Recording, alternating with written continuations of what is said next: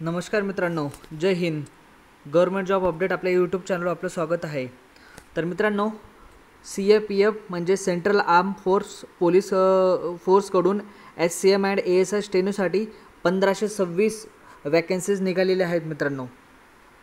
तर ही वॅकन्सीज BSFकडून काढण्यात आलेल्या आहेत. तर या भरतीची पूर्ण प्रोसेस जे असेल ते BSF कंडक्ट करणार आहे. इथे मी पूर्ण माहिती सांगेल. तुमची एज लिमिट काय असणार आहे, शैक्षणिक पात्रता काय असेल, त्यानंतर सिलेबस काय असणार आहे, त्यानंतर एक्झाम सेंटर आणि फीस काय असणार आहे. व्हिडिओ पूर्ण बघा आणि व्हिडिओ आवडल्यास प्लीज लाईक आणि सबस्क्राईब करा. जर तुम्ही बघू शकता पोस्ट या ठिकाणी पोस्ट SCM आणि ASI स्टेनोसाठी निघालेले आहेत मित्रांनो.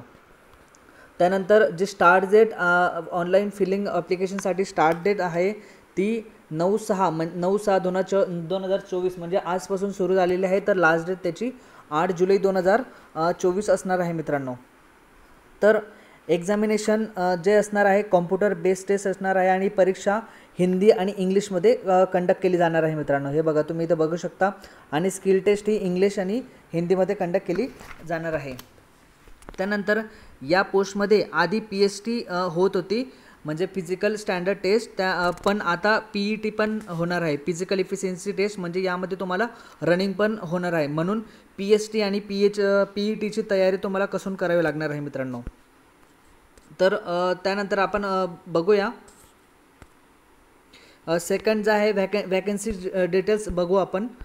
तर या वॅकन्सी स्टेट वाईज नाही आहेत, तर या ऑल ओव्हर इंडियासाठी वॅकन्सी निघालेल्या आहेत.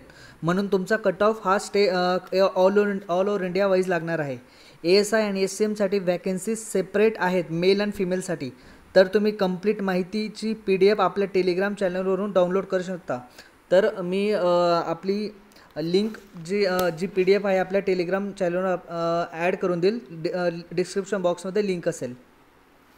तर त्यानंतर आपण बघू शकतो एज लिमिट जी असणार आहे ती 18 ते 25साठी असणार आहे. बोथ SCM आणि असिस्टंट सब इन्स्पेक्टर स्टेनोसाठी. आणि जे OBC कॅन्डिडेट असतील त्यांनी 27 वर्षापर्यंत ते फॉर्म भरू शकतात. त्यानंतर जे SC ST कॅन्डिडेट असतील त्यांना 30 वर्षापर्यंत ते फॉर्म भरू शकतात. त्यांना 5 वर्षाचं एज रिलॅक्सेशन असणार आहे. तर मित्रांनो, यामध्ये ज्या टोटल पोस्ट आहेत टोटल 1526 पोस्ट आहेत. त्यामध्ये SCMसाठी टोटल 1283 पोस्ट आहेत आणि ज्या ASIसाठी आहेत त्या 243 पोस्ट आहेत. तर यासाठी जे SCM आहे त्यासाठी 12वी पास लागणार आहे, प्लस त्यामध्ये टायपिंग टेस्ट असणार आहे. आणि जे ASI आहे त्यासाठी टोटल 243 पोस्ट असून त्यासाठी स्टेनोची टेस्ट लागणार आहे, म्हणजे टायपिंगची टेस्ट लागणार आहे. त्यानंतर मित्रांनो, तुम्ही सिलेक्शन प्रोसेस जी असणार आहे PST आणि PETमध्ये काय काय डिफरन्स असणार आहे ते आपण बघूया. यामध्ये तुम्ही बघू शकता जे PST असणार आहे त्यामध्ये मेलसाठी 165 सेंटीमीटर हाईट लागणार आहे. त्यानंतर फिमेल जे असणार आहे त्यांना 155 सेंटीमीटर हाईट लागणार आहे. त्यानंतर STIसाठी पण सेमच लागणार आहे, 165 सेंटीमीटर हाईट मेलसाठी आणि 77.82 सेंटीमीटर चेस्ट लागणार आहे मुलांसाठी. त्यानंतर फिमेलसाठी पण हाईट 155 सेंटीमीटर हाईट लागणार आहे.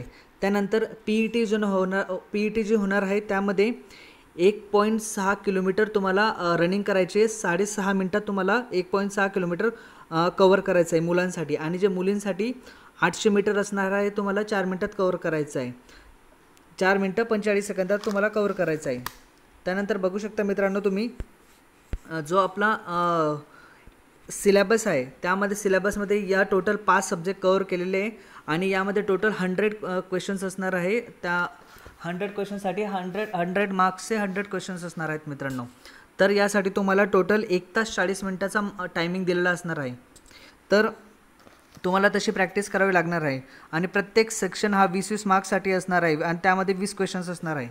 त्यानंतर आपण बघूया STIसाठी तुम्ही बघू शकता 10 मिनटात 80 वर्ड पर मिनिट तुम्हाला टायपिंग करायचे आहे. आणि जे SCM आहे, SCMसाठी तुम्हाला 35 वर्ड पर मिनिट इंग्लिशमध्ये तुम्हाला टायपिंग करायचे आहे आणि हिंदी जर असेल तुमचं तर तुम्ही 30 वर्ड पर मिनिट तुम्हाला टायपिंग करायचं आहे. तर मित्रांनो, यामध्ये जी फीज आपण बघूया. फीजसाठी जनरल OBC आणि EWS यासाठी टोटल 100 रुपीज लागणार आहेत. त्यानंतर SC STमध्ये जे असतील त्यांना 0 रुपीज लागणार आहे मित्रांनो. आणि हा जो ऑनलाईन जो पेमेंट ऑफ मोड असेल तो ऑनलाईन मोड असणार आहे मित्रांनो. जर तुम्हाला व्हिडिओ आवडला असल्यास चॅनलला लाईक, सबस्क्राईब आणि शेअर करा. थँक्यू. जय हिंद.